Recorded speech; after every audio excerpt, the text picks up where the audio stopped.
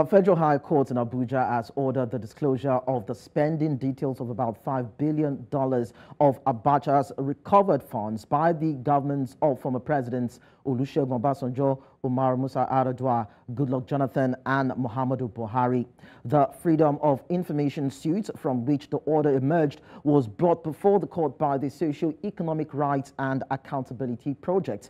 Dismissing the objections advanced by the federal government, the justice held, among others, that SERAP is entitled to the information on the spending details of that particular amount of money and need not show any special interest in the information sought before provisions are made. Delivering judgments, Justice Omotosho granted the following orders of mandamus against the federal government, compelling it through the Ministry of Finance and the Office of the Attorney General of the Federation and the Minister of Justice to provide and disclose the information to SERAP. So this morning, joining me for this conversation, I have Kolawole Oludare, Deputy Director, Socio-Economic Rights and Accountability Project. It's nice to have you join us, Kolawole, on the show. Good morning. Now, to start with, I'd like to know, to what end is actually this probe, or isn't it somewhat too late to be trying to probe this past administrations for the Abacha loots? Of course, well, if you look at the fact that the Muhammadu Buhari administration is said to be the past immediate administration that actually gave up its post to the current administration, which is Bola Tinubu. But then when you look at it holistically and you want to start vetting the processes from Obasanjo down to Buhari, do you think that it is something that can be done? Because there have also been conversations that these monies have been channeled into infrastructural developments, provisions of basic amenities, and of course, refueling the government expenses and the economy. So how probably visible do you think this particular lawsuit will go? Thank you. This is not a matter of probe. It is an issue of transparency and accountability from government, those who we call public officers or duty bearers, to those who are the citizens, which is SERAP forms a major part of.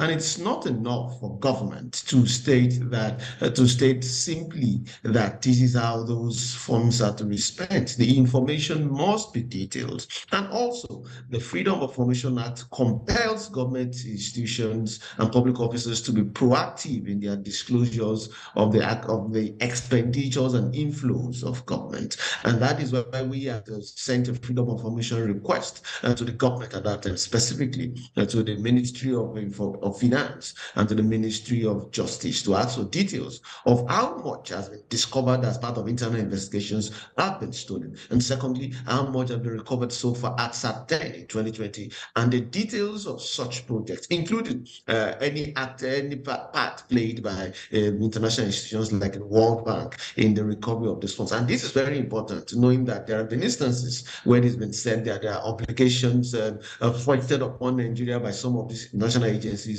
in the spending of these funds. And so it is just natural and in consequence with the rule of law and democracy that government is forthcoming and proactively disclose detail of these funds. And don't forget, Nigerians are the victims of this theft in the first place. That shouldn't have happened. And now, being victims, they must also be the primary beneficiary these funds as they come in, and most importantly, to prevent these funds finding their way once more into private pockets. All right, I'd like to get your thoughts on this. There have been lots of criticisms which actually have trailed the handlers of the offices of finance, justice, even the Attorney General of the Federation from 1999 to date, because of course of the authority that they wield, that these offices wield, and the sensitive roles that they play in managing the country's finances and of course the judicial system. What is your assessment of these offices and the handlers from 1999 to date?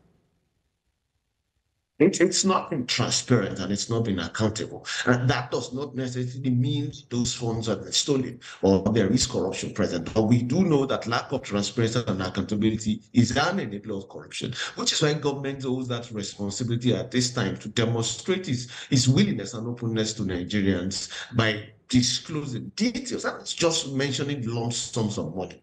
details of how much has come in, how they've been spent, and how perhaps the modalities for allocating those funds, the status of those projects, and the cost-benefit analysis in Nigerians. This is very important. And it doesn't matter that these has gone on from 1990, of course, governors in the continuum, which is why the primary parties in this suit were the Ministry of Finance and the Ministry of Justice, who played very important roles in the refund of these monies and in the spending, which of course it's not transparent. Nigerians do not know. If this information is already in the public domain, like they ought to have by the provisions of the Freedom of Information Act, these questions would not be necessary in the first place. And one would expect that these can still be done now to ensure that these funds are judicially spent and to ensure that Nigerians feel that inclusion into governance. All right, so now that the Ministry of Finance was quoted to have said that, search its records and the details of the exact public funds recovered from Abacha and how the funds have been spent are not held by the ministry. So what disposition do you have to that? Is that even a tenable excuse? And who are those you think should expectedly hold such records and display it for public consumption?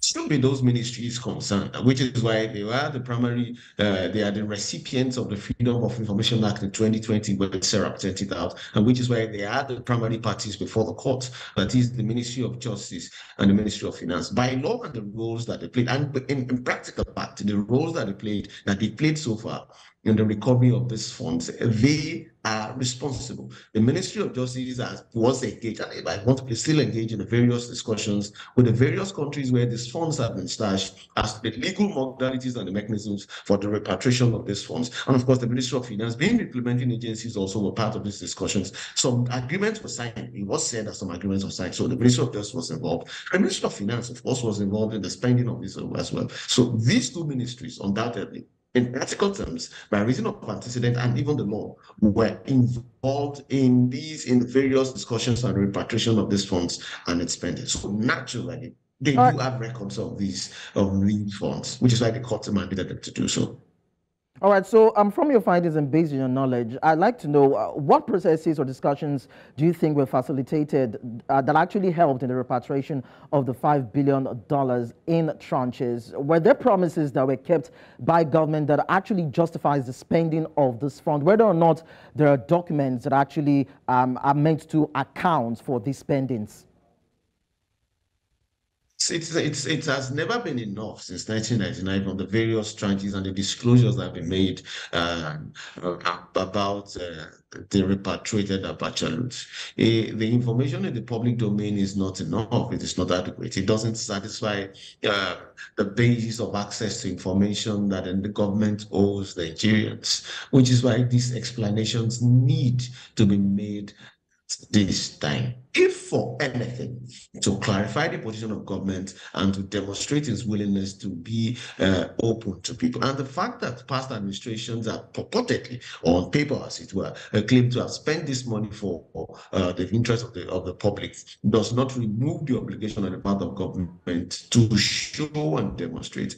And for all, if government is saying that this information are already in the public domain and they provided, it is a simple case of pointing to where those information have been made available already. And that, of course, will be in compliance with the order of the court. But I can tell you, we do not have this information. And I doubt if the public has access to this information also.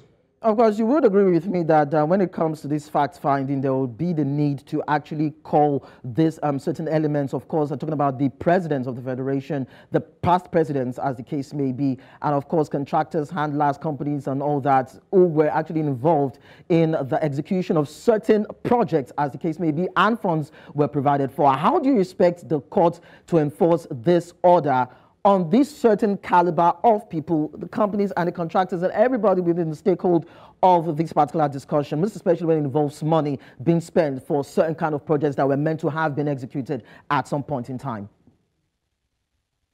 Since then, it is not it is not the job of the court, as it were, to enforce this judgment. It is the executive, particularly the two agents of government who are the parties in the suit, the Ministry of Justice and the Attorney General of the Federation, that is the Ministry of Finance and the Ministry of Justice, to obey this order of court. And so it is not a probe. It does not require calling contractors. I want to believe there are paper trails. We have procurement rules. We have a procurement act. We have various rules that guide the